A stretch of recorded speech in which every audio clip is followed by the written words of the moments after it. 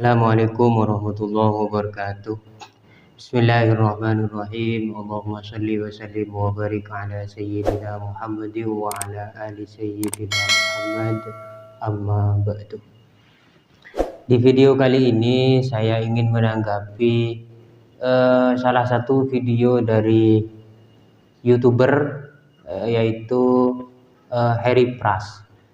Dalam video tersebut Harry Pras menanggapi atau membantah 3 ustadz sekaligus, yaitu Ustadz Adi Hidayat, Ustadz Abdul Somad, dan Ustadz Idrus Romli.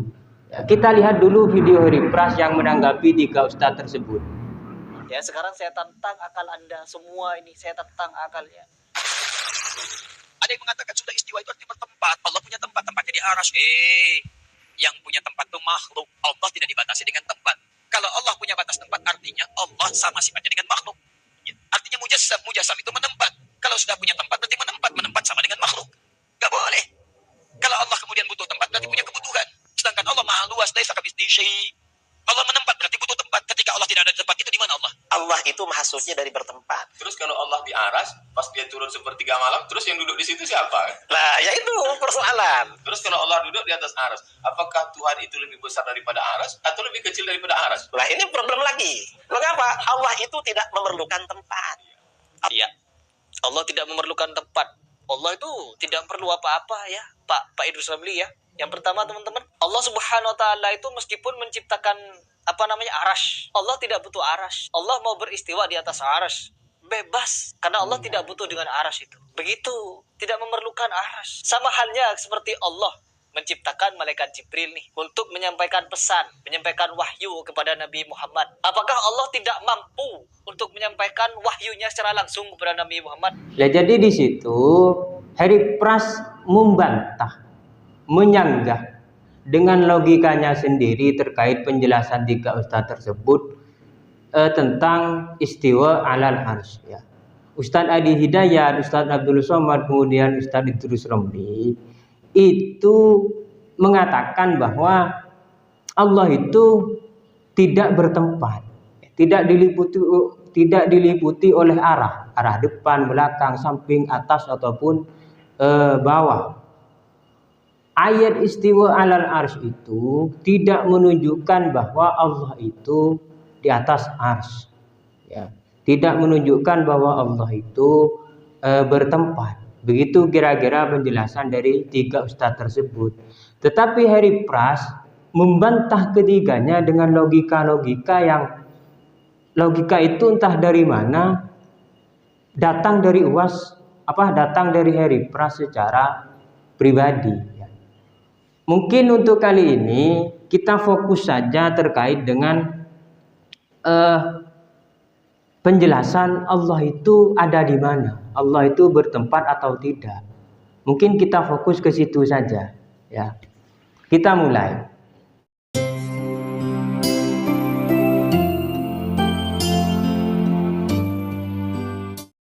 Jadi begini, istiwa alal arsy itu, ayat summastawa alal arsy itu disepakati bahwa ayat itu adalah ayat mutasyabihat ya. Ayat mutasyabihat itu pilihannya 2. Apakah mau tafwid, apakah mau takwil ya. Kalau tafwid ya, kita memasrahkan maknanya, pemahamannya, artinya kepada Allah. Kita tidak berhak memaknai, menafsirkan atau memberi penjelasan tentang ayat tersebut. Itu tafwid maknanya. Sehingga ketika summastawa alal arsy, istawa itu dimaknai istiwa ya. Kalau istiwa itu dimaknai atau diterjemahkan dengan bersemayam, itu sudah bukan tafwid namanya, tetapi itu sudah menyerupakan Allah dengan makhluk ya. Coba kita lihat di KBBI itu, bersemayam itu maknanya apa? Bersemayam itu maknanya ya duduk-duduk Sedangkan tafwid tidak demikian. Tafwid itu menyerahkan maknanya pengertiannya kepada Allah Subhanahu wa taala. Kita tidak tahu, kita pasrah saja terkait dengan istiwa. Nah itu tafwid namanya, itu boleh kalau seperti itu. Kalau yang dipahami seperti Wahabi itu, ketika istiwa itu dimaknai bersemayam, Allah itu duduk-duduk, itu jelas menyamakan Allah dengan makhluk. Padahal Allah sendiri itu berfirman, laisa kamitslihi syai'un. Allah itu tidak serupa dengan sesuatu pun. Kalau bersemayam, istiwa itu dimaknai bersemayam, duduk-duduk, berarti itu menyerupakan Allah dengan makhluk. Itu tidak boleh. Ya. Atau yang kedua, yaitu ditakwil. Ditakwil dengan istaula. Ya. Ulama menafsirkan istiwa itu dengan istaula, menguasai. Ya. Summa stawa 'alal arsy, kemudian Allah menguasai arsy. Ya. Itu juga dapat dibenarkan. Itu yang dipakai oleh Ustadz Idrus Ramli, Ustadz Abdul Somad, dan Ustadz Adi Hidayat.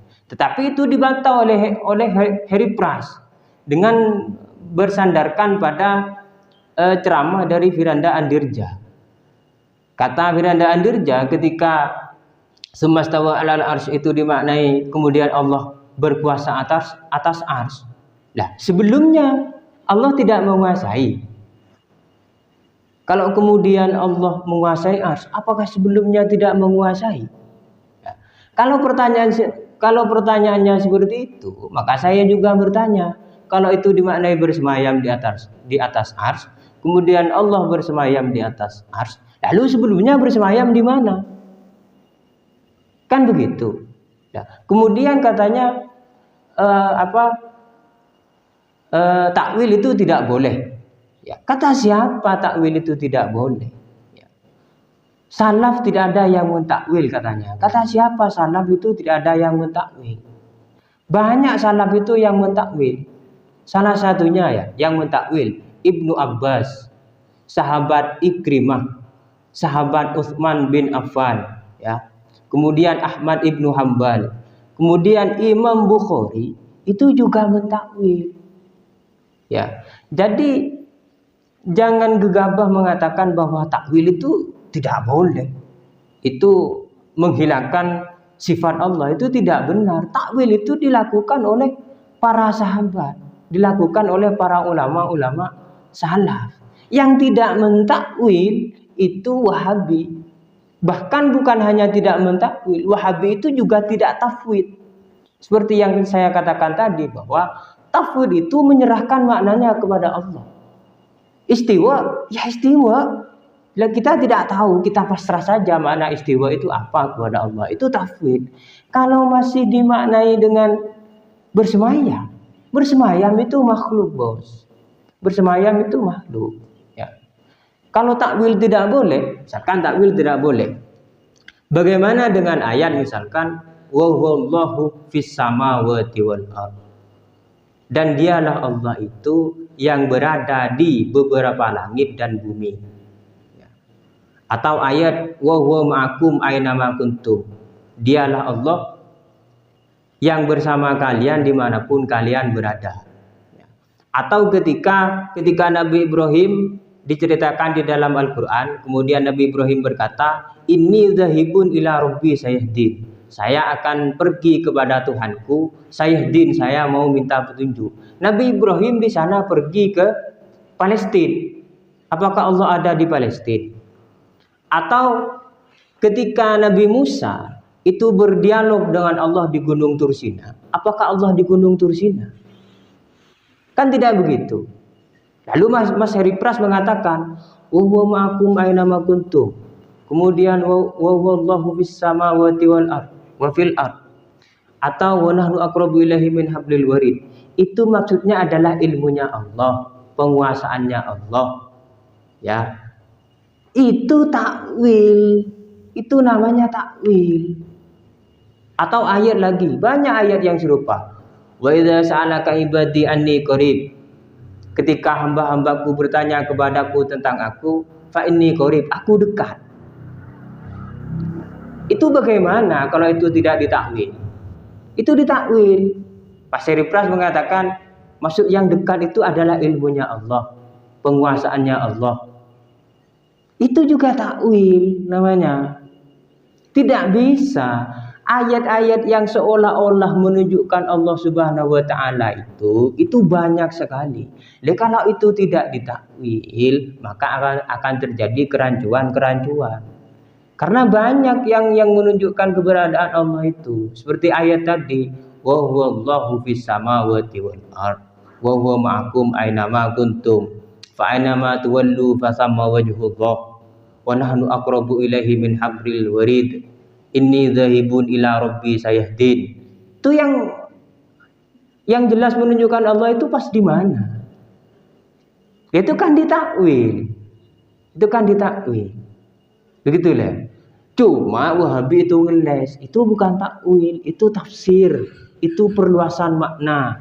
Itu hanya alasan saja. Kalau alasannya seperti itu, kita pun bisa menggunakan alasan seperti itu. Istawa itu ditakwil istawla, kita juga bisa mengatakan oh, itu bukan takwil, itu tafsir. Kan bisa saja seperti itu. Ya. Kemudian ainallah qalat fis sama, itu bagaimana pemahamannya? Lah, jariyah itu budak perempuan, ya. Itu awam, orang bodoh. Orang bodoh, awam, budak itu tidak mempunyai nalar berpikir, ya. Sehingga oleh Rasulullah itu dicukupkan dengan qalat fis sama. Ya, karena jariyah itu secara nalar itu tidak mampu. Makanya ketika dia menjawab fisama itu dibenarkan oleh Rasulullah. Itu penjelasan yang pertama. Yang kedua, kata Ustaz Idrus Romli, ya, ainallah qalat fisama itu tidak menunjukkan makan, tapi makanah. Makan dan makanah itu berbeda. Makan itu tempat, makanah itu kedudukan. Le hadis jariyah itu menunjukkan makanan. Artinya ketika ditanyakan ainallah, di manakah kedudukan Allah? Nah, qalat fis sama, jariyah tersebut menjawab kedudukan Allah itu tinggi setinggi langit. Itu juga takwil. Ya. Takwil itu tidak bisa ditolak. Tidak bisa ditolak. Kalau takwil ditolak, ayat-ayat yang menunjukkan seakan-akan Allah itu berada di satu tempat itu banyak sekali. Itu akan terjadi kontradiksi kalau tidak ditakwil, ya. Kalau mau memakai hadis jariyah tersebut, ya silahkan. Kalau sampean merasa diri sampean itu budak, merasa diri sampean itu secara nalar itu tidak mampu, ya silahkan ambil hadis itu. Tetapi ulama-ulama Ahlus Sunnah wal Jamaah, ya, itu sepakat bahwa Allah itu ada tanpa membutuhkan tempat dan tidak diliputi oleh waktu. Dan arah depan, belakang, samping, atas, dan bawah.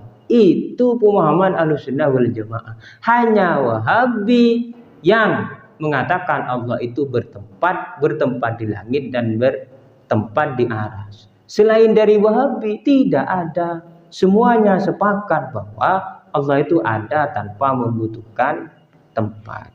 Begitu ya. Semoga dipahami. Akhirnya, assalamualaikum warahmatullahi wabarakatuh.